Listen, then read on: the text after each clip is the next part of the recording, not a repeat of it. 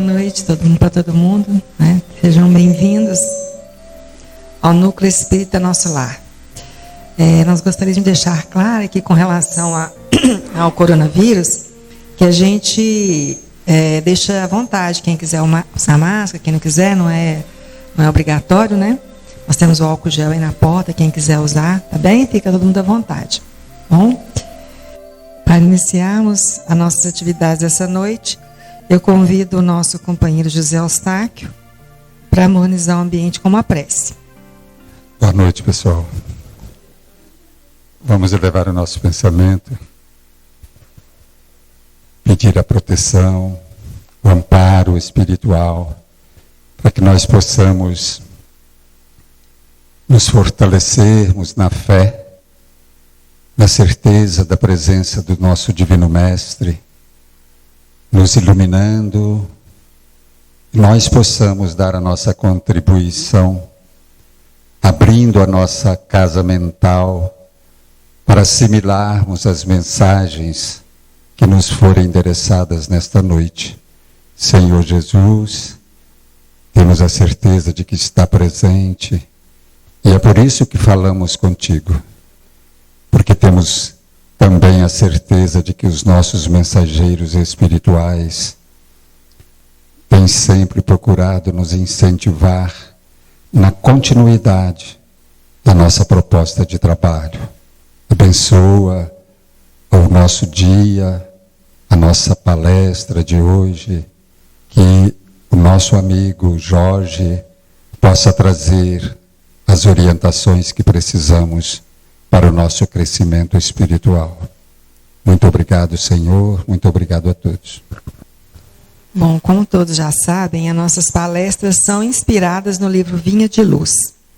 E o assunto de hoje é relativo ao capítulo 33, intitulado Vê, pois. Está no Evangelho de Jesus, Lucas 11:35. Lembramos a todos que no nosso canal do YouTube, Espiritismo Simplificar para Crescer, há diversas palestras, diversos conteúdos, inclusive essa de hoje que nós vamos ter aqui essa noite.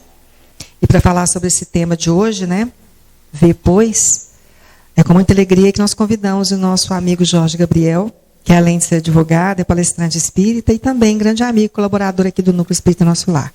Seja bem-vindo, viu, Jorge?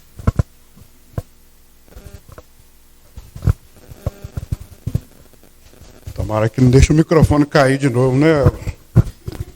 De vez em quando deixa cair. Boa noite a todos, muita paz. O tema é muito claro, não é? Vocês já viram lá que é muito fácil de entender tudo que Emmanuel disse ali, não é? Depois que a gente fica algumas horas olhando, lendo, relendo, aí depois a gente faz isso tudo e a gente fala assim, será que é claro mesmo? Aí que a gente vê que não é tão claro, porque o nosso entendimento ainda é muito pequeno. Olhemos aqui que no primeiro parágrafo, né, que ele vai anotar a fala de Jesus, ele vai dizer, vê, pois, que a luz que há em ti não sejam trevas. Olha que a gente podia ficar aqui ao menos uns 2 anos falando sobre isso, né?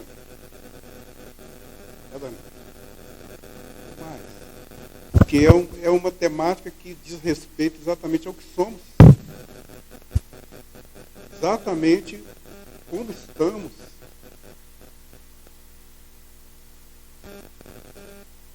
Quando ele fala ver, ele dá uma extensão de ideias que a gente nem sempre está acostumado a pensar nela. Ver é a gente perceber todos os ângulos de uma coisa, não é? E ele ainda afirma, vê, pois. Ou seja, vê de novo. Reveja. Veja outra vez. Quando ele propõe isso, ele propõe que a gente faça isso para perceber que nós já somos essa luz. Ele não está falando ali em construir uma luz, em fazer-se uma luz, ou em ser uma luz, ou em estar em luz, né? Estar na luz. Ele está dizendo que nós somos. Verdadeiramente, e afirmando que nós devemos ver esta luz. Não é uma coisa tão singular. E quando a gente pensa nisso, a gente pensa assim, mas o que ele está querendo que eu veja verdadeiramente? O que vocês pensam que ele está querendo que a gente veja? A gente vê o outro, não vê? Estamos acostumados a analisar o outro, a fazer considerações em torno do outro, a fazer crítica em torno do outro, elogios em torno do outro, valorar ou desvalorizar o outro. Não é isso? Mas quando chega para nós mesmos, o negócio fica meio complicado. Tem uma amiga nossa lá no Pará de Minas, e ela costuma dizer assim, olha, é muito difícil eu olhar para mim mesmo no espelho durante mais de alguns segundos. Porque dá uma agonia. Dá, às vezes, até um certo medo. A gente ficar mirando essa pessoa que somos. Porque realmente existe uma luz que a gente não está acostumado a vê-la. Essa luz que somos. Em qualquer lugar que nós estivermos, não está escuro. Vocês já perceberam isso? Nós podemos estar num breu maior possível ao nosso derredor, mas nós estamos iluminados. Entretanto, essa luz ainda nos atemoriza, ainda nos ressente e ainda nos impede de ver um pouco mais, de ver que além de nós também existe uma claridade muito grande. E aí Jesus vai nesse entorno para que a luz que há em ti não sejam trevas. E às vezes nem é bom a gente ver a outra parte desse versículo que ele coloca, né? Ele fala assim, se a vossa luz não for ilumine o seu interior, o seu interior está em trevas. Então, quando ele propõe que a gente veja essa luz para que ela não se torne treva, é exatamente a gente ter consciência, esse despertamento de que nós somos luzes. Né? A gente não tem muita noção dessa grandeza, mas os Espíritos nos disseram que nós somos Espíritos. Eles afirmaram na codificação espírita, uma das coisas mais frequentes é essa afirmativa de que nós somos espíritos. E depois a definição desse espírito é que ele é uma centelha de luz. Né? Então nós somos luz. Mas a ideia dessa luz que o texto está nos propondo é como que ela se exterioriza, como que eu estou colocando essa luz para fora de mim. Esse que é o dificultador. Porque começa a nos chamar a uma responsabilidade muito grande do que eu estou fazendo comigo mesmo. Nós, no contexto em que nós convivemos e relacionamos, a gente faz as nossas interações sem muita preocupação. Às vezes a gente não quer nem saber o que o outro está pensando, sentindo, ou falando, ou fazendo. A gente tem dificuldade de ouvi-lo, tem dificuldade de perceber as suas dificuldades, seus limites. Não temos? E é uma verdade absoluta para todos nós. Entretanto, nós temos muito mais ainda com relação a nós mesmos. Exatamente porque a gente não tem ainda essa facilidade de perceber que os valores estão plantados em nós. Não deveríamos ter medo, ter dúvidas, ter angústia, ter tristeza. Não deveríamos. Nós somos feitos para ser felizes. Para sermos felizes. Entretanto, ainda não conseguindo perceber que nós somos feitos para isso, nós nos deixamos tomar muitas vezes por essas antagonias. E aí nós transformamos essa luz que somos em trevas. Quando nós estamos falando do versículo que o Lucas anotou que Jesus estava conversando com a turma lá. Né? Cuide para que a vossa luz não seja trevas. Porque se a vossa luz não ilumina o seu interior, que trevas há nesse interior? Essas trevas podem ter significado das mais extensas motivações que nós quisermos. Elas podem se referir a como estou, ao que estou fazendo, onde estou, com quem estou. Mas, particularmente, elas estão dizendo o que eu faço comigo mesmo. Porque o Emmanuel vai fazendo essas descrições para nos dar essa diretriz. Ele vai dizendo, ó, a ciência, a sabedoria, inteligência e conhecimento, intelectualidade e luz. É outro tema que podia ficar aqui um tempinho falando nele. Mas nosso tempo não dá. Porque há muita informação ali que a gente poderia estar lidando com elas minuciosamente. Mas se nós procurarmos entender o que seja ciência, a ciência, no sentido prático, é a gente procurar conhecer as coisas. Precisa de um cientista para isso? Quando a dona de casa vai fazer o arroz ou o feijão, ela precisa de ser cientista? Mas ali tem uma ciência. Quando nós vamos lidar com as nossas questões das mais diversas, nós precisamos de uma tecnologia, de um conhecimento científico? Precisamos, sim. Porque isso foi desenvolvido à medida que nós estamos conhecendo o que fazer com cada coisa. Então, quando a dona de casa vai fazer a alimentação, ela preparou-se para isso durante muito tempo. Botou açúcar no lugar do sal, deixou queimar o arroz. Não é? Eu já fiz isso também como cozinheiro, botar açúcar no feijão. Então, a gente acaba tendo que passar algum tempo, né, experimentando, repetindo, refazendo, para que um dia, assim, nossa, hoje ficou bom, hoje eu errei a mão, né? A gente ainda costuma falar isso, eu errei a mão. Na verdade, nós já chegamos a um momento de aprimoramento, de entendimento de como fazer as quantitativas, né? Colocar o quê, em que hora que vai se colocar, não é? Se eu botar muito fogo num determinado alimento, ele vai passar do ponto. Se eu botar muito pouco, ele não vai chegar ao lugar que precisa. Não é assim? A gente vai entendendo, e que estou dando um exemplo mais prático, para a gente poder saber o que seja ciência. Porque nós temos o hábito de pensar que ciência tem a ver com os grandes cientistas, os grandes descobridores. Tem também. Mas, entretanto, para que eles chegassem lá, eles passaram por essa experimentação de coisas pequenas. Isso aqui, quando a doutrina espírita fala que nós chegaremos à angelitude, a gente fica pensando assim, mas como é que eu vou chegar lá, né? Vão levar alguns milhares de anos, mas vamos chegar. Porque eles também chegaram. Então, a ciência tem a ver com essa experimentação. A ciência trata disso, de experimentar. E nós estamos postos nessa vida para essa experimentação. Constantemente experimentando, repetindo, refazendo, errando, acertando, aprimorando, melhorando, nos tornando cientistas da vida.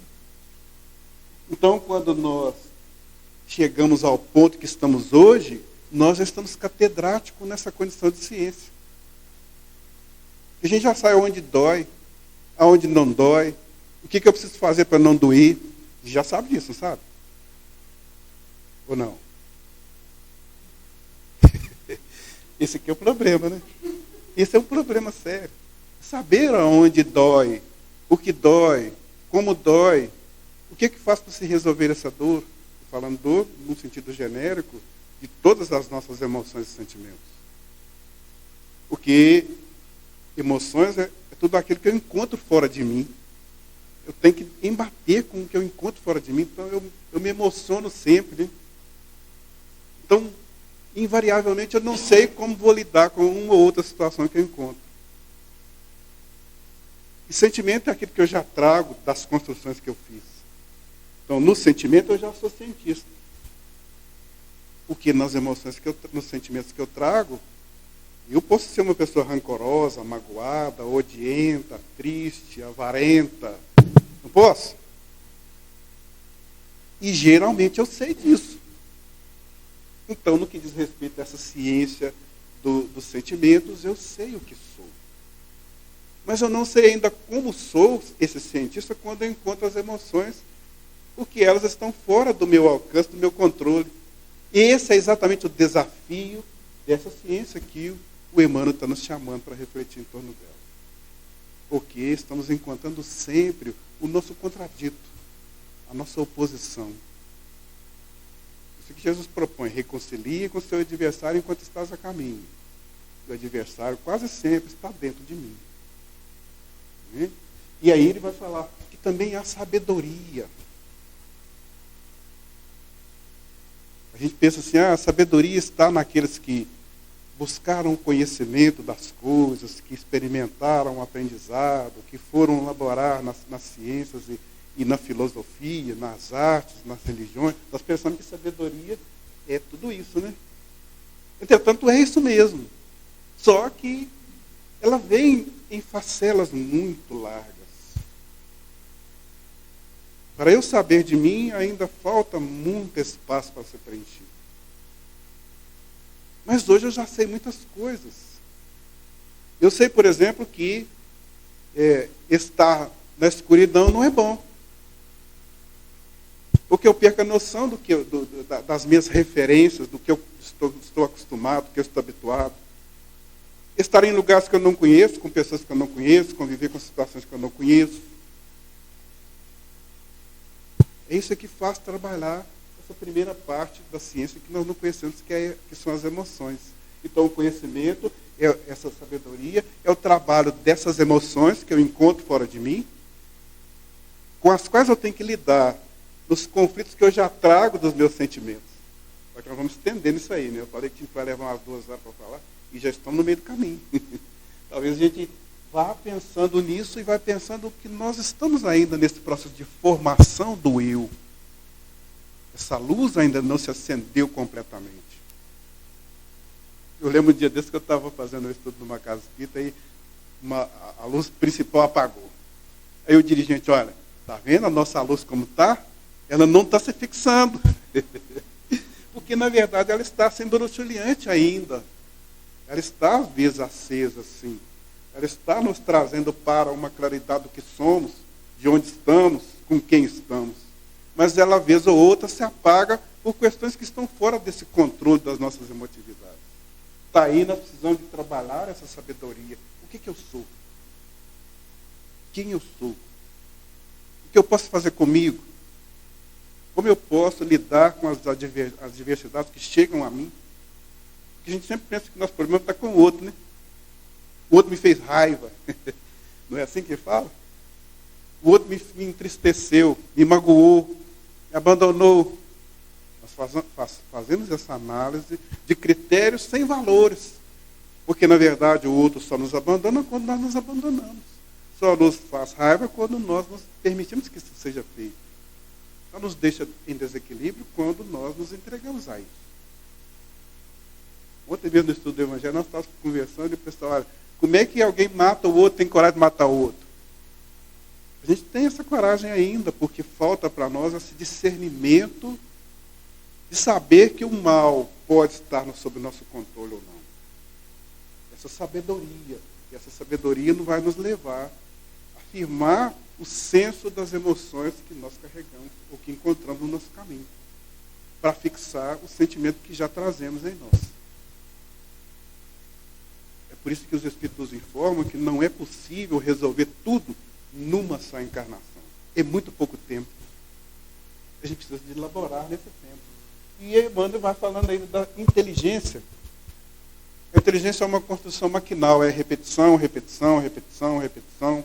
E a repetição que vai sendo feita vai sendo guardada nesta máquina da memória, nesse arquivo do cérebro, que vai formando, então, a inteligência quando nós encontramos as adversidades e saibamos lidar com ela mesmo, não sabendo como é que vai funcionar. Quanto tempo leva para cozinhar um ovo? Alguém sabe aí? Cientificamente é 3 minutos e meio. Cientificamente é 3 minutos e meio. Já colocaram isso para a ciência examinar. Você vê que nós estamos avançados. Só que esse avanço ainda não está abrangendo toda a quantidade ou quantitativo de nós. Então a gente precisa de ter esse trabalho da inteligência para ir nos levando a perceber qual é o grau de envolvimento que eu tenho que fazer para que eu me estabeleça comigo mesmo. Para que eu me sinta seguro. Para que eu me sinta verdadeiro eu. Eu preciso trabalhar para que isso vá acontecendo E à medida que isso vai acontecendo, vai somando resultados favoráveis. Esses resultados favoráveis não são só meus, porque eles acabam se espalhando de mim sem que eu queira, ou sem que eu tenha controle deles. E aí, quando a gente vai percebendo, a gente vai espalhando sem ver como estamos espalhando. Isso que Jesus falou assim, olha, quem comigo não ajunta, espalha. Quando ele falou das coisas negativas. E falou das coisas diabólicas, né? Porque é o diabo que esparrama, destruindo, né?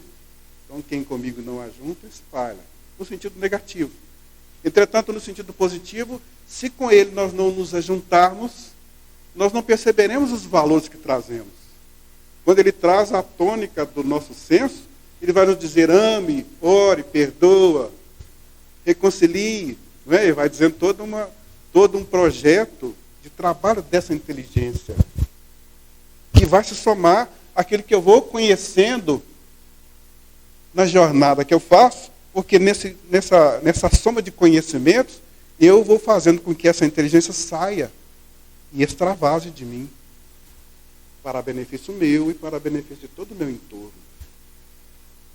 E aí eu vou espalhar coisas boas. Mas se eu estiver em trevas, se eu não estiver vendo, se eu não estiver elaborando com essa inteligência, com esse conhecimento, eu naturalmente estou espalhando sim também. E aí na forma negativa que Jesus propõe, que nós estamos esparramando e nós estamos somando. Não é isso? E há intelectualidade e luz espiritual. Quando nós tomamos conhecimento do que somos, a gente adquire valores que servem para nós colocarmos no caminho que estamos. E aí surge para nós uma necessidade profunda de nos intimidar com o compromisso pela vida. À medida que nós vamos conhecendo o que somos, e onde estamos, o que temos que fazer, nós vamos tendo responsabilidades pela vida que está ao nosso derredor. O poeta Exupéry já falou, né? Nós nos tornamos responsáveis por tudo aquilo que cativamos, né? Ou seja, esta intelectualidade iluminando todo o ser que somos, nos compromete. Ninguém que tenha noção das coisas é procurado, é?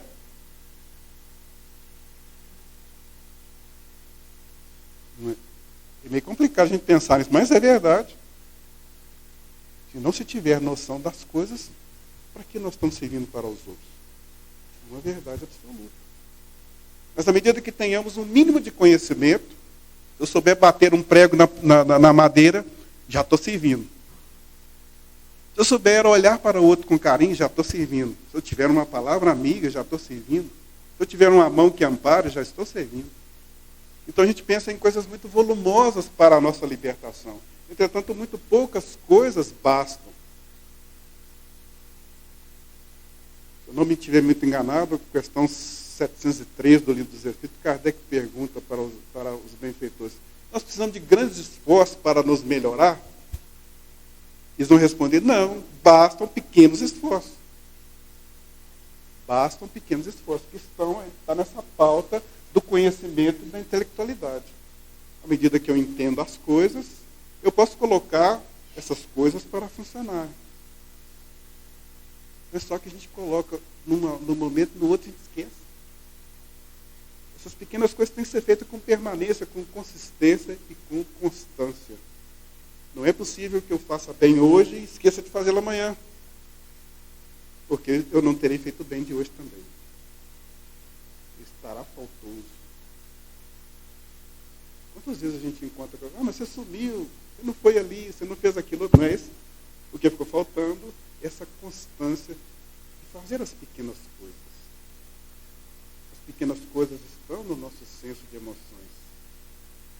Essa troca que nós devemos fazer uns para com os outros, um olhar positivo, uma prece que sustente, um pensamento que vibre favorável.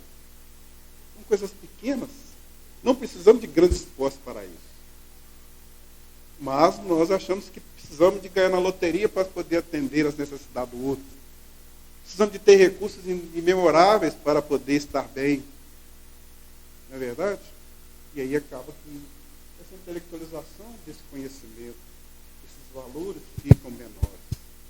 E nós vamos vendo que o texto de Emmanuel vai repetindo tudo isso numa gradação de orientações que servem para o nosso propósito de estarmos existindo. Nós somos feitos para chegar à perfeição.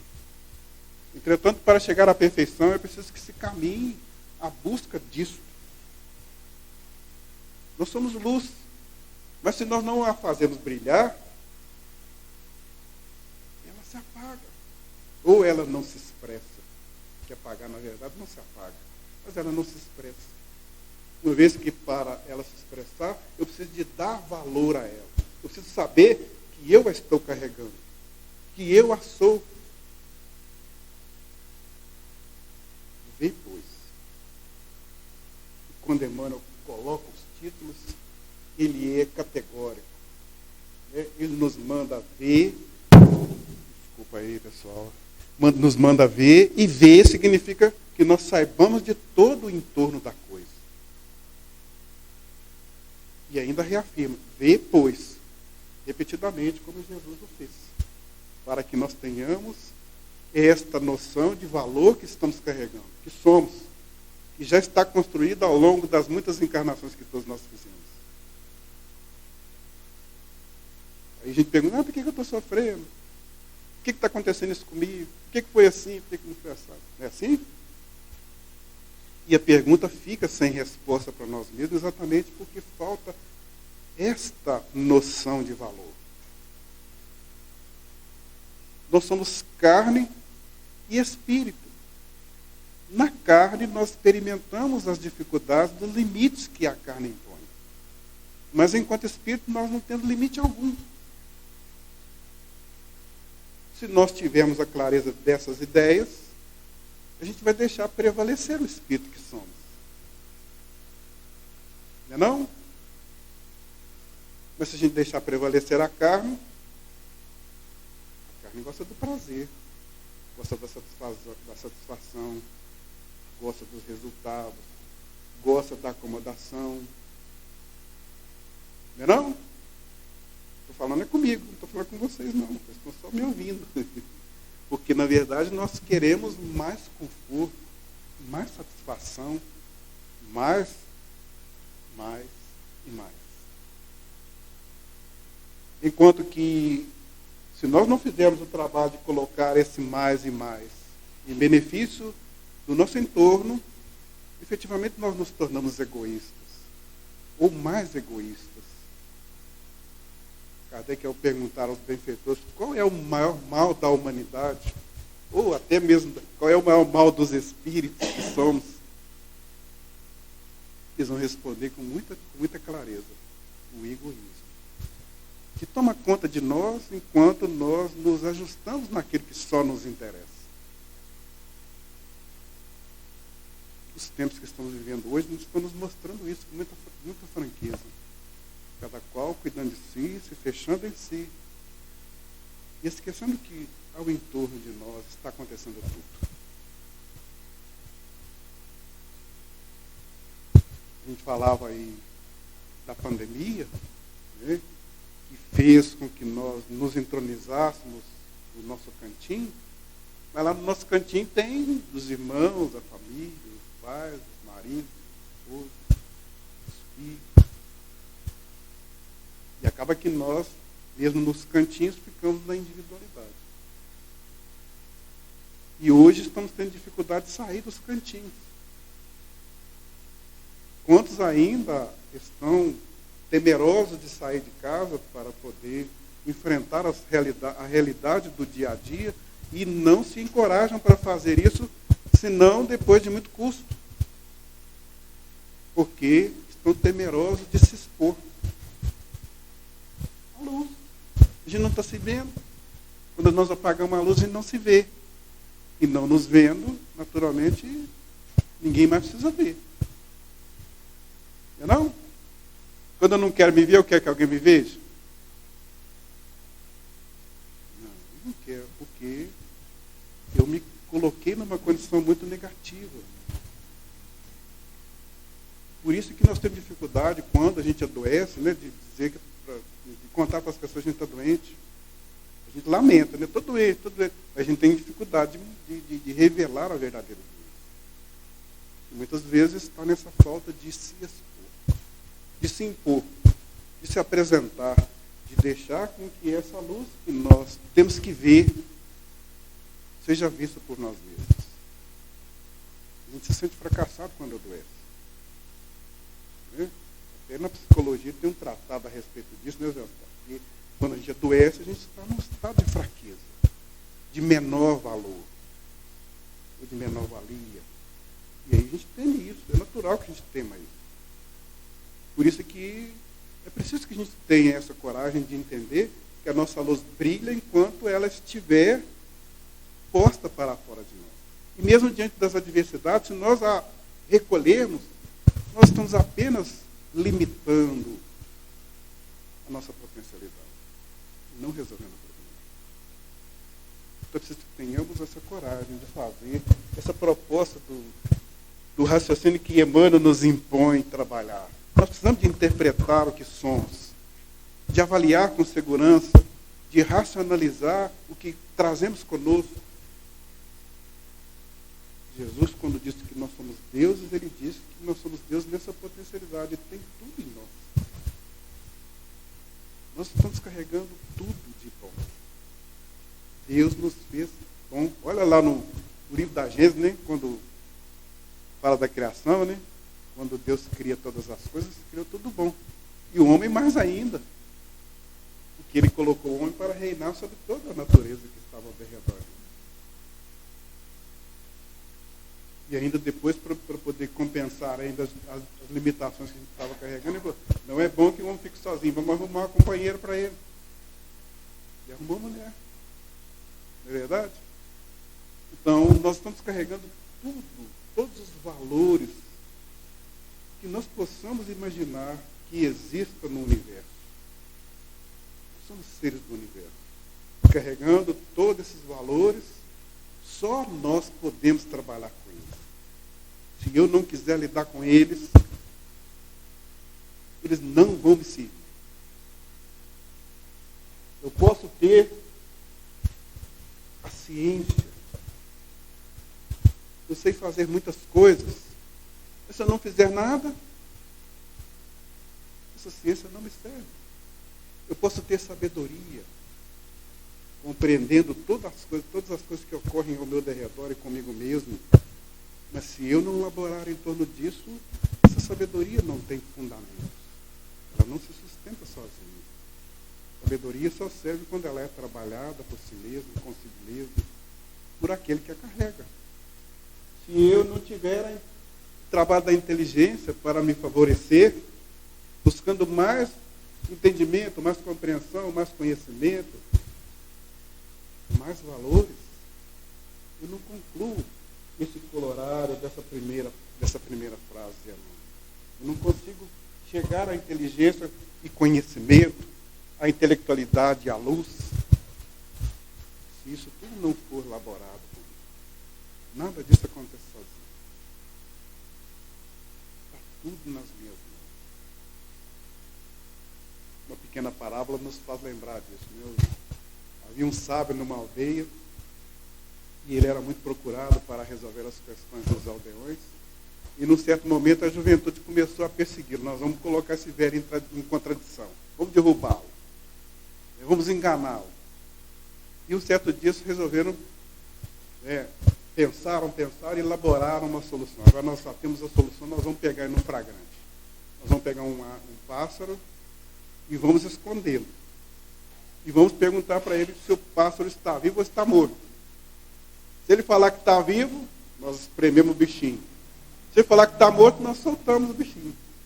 Ninguém foge dessa, né? Mas aí levaram para ele e ele, depois de ouvir a proposição, pensou um pouco e disse, olha, a solução está nas suas mãos. Assim é tudo isso que Emmanuel está nos dizendo aqui com a proposta de Jesus. Se nós não vermos a luz que somos, nós não saberemos quem somos. Se nós não olharmos para a grandeza com a qual nós fomos criados, certamente que ficaremos lamentando em dores por muitas vezes ainda. Apesar de que Deus nos dá oportunidades infinitas, não limitou quantas vezes nós poderemos passar pelo caminho, nós mesmos precisamos de trabalhar para sair do sofrimento. Jesus disse que no mundo nós teríamos muitas aflições, mas Ele não disse que nós teríamos sofrimento. O sofrimento é por nossa conta. Nós podemos resolver. Cada um de nós é dono da solução dos seus problemas. E digo, por mim mesmo, ninguém vai resolver os nossos problemas. Só cada um de nós o fará. Colocando esses valores que trazemos para trabalhar por nós mesmos. Da mesma forma que ninguém nos faz mal, também ninguém nos faz bem. Mas nós nos fazemos mal ou nos fazemos bem diante de qualquer um ou diante de qualquer situação que enfrentemos. Cada um de nós é o Deus de si mesmo. Muito obrigado a todos. Jesus nos abençoe.